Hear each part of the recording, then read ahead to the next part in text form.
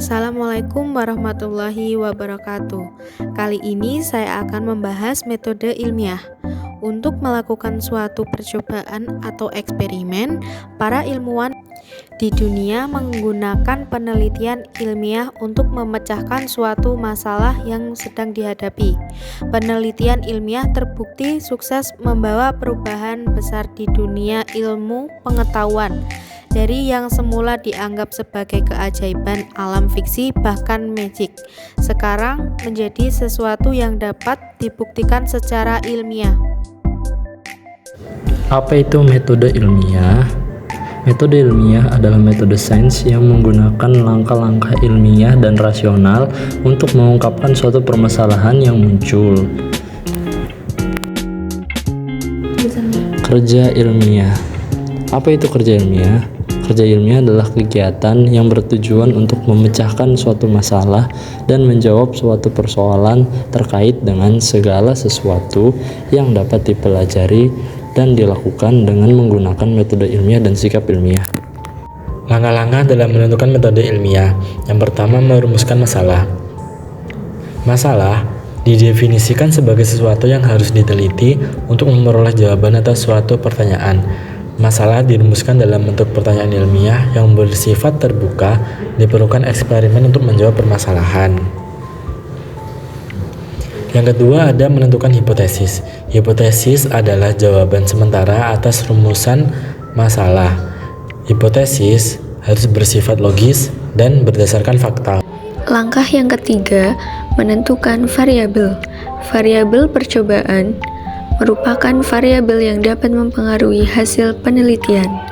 Variabel dibagi menjadi 3, variabel bebas, variabel terikat, variabel tetap.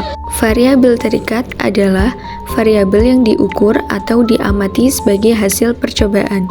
Variabel bebas adalah variabel yang diubah-ubah untuk dilihat pengaruhnya terhadap hasil percobaan. Langkah yang keempat, merancang eksperimen. Merancang eksperimen dilakukan dengan menentukan prosedur kerja dan alat bahan yang digunakan secara terperinci. Urutan langkah kerja dibuat ringkas, namun dapat menggambarkan secara tepat pekerjaan yang harus dilakukan. Langkah yang kelima, melakukan eksperimen. Eksperimen harus dilakukan dengan memperhatikan keselamatan kerja di laboratorium, mencatat setiap gejala yang terjadi dalam percobaan. Berikutnya, mengolah dan menganalisis data. Data yang diperoleh dapat disusun dalam bentuk tabel, grafik, ataupun diagram.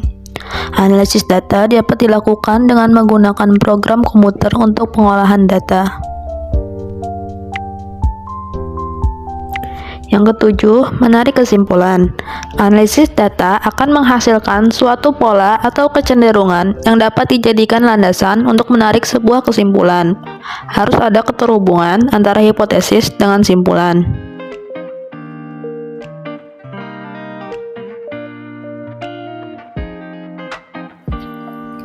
Langkah terakhir yaitu mengkomunikasikan hasil metode ilmiah.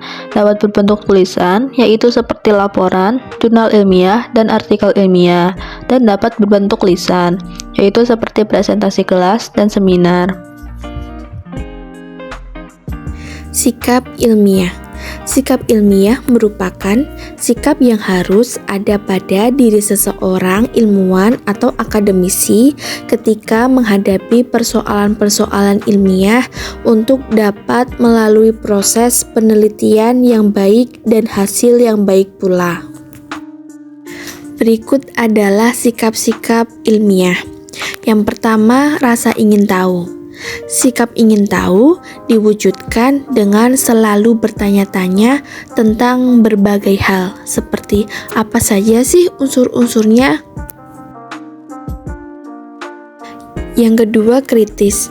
Sikap kritis direalisasikan dengan mencari informasi sebanyak-banyaknya dengan jalan bertanya kepada narasumber ataupun membaca jurnal ilmiah dan membaca buku.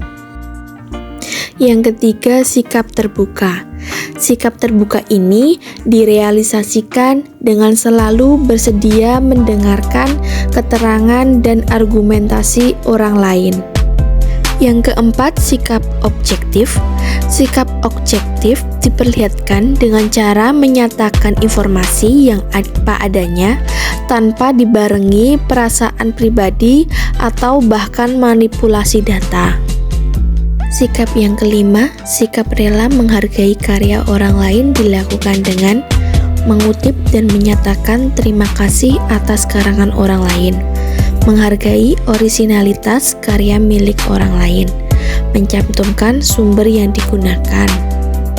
Yang keenam, sikap berani mempertahankan kebenaran mewujudkan dengan membela fakta atas hasil penelitian.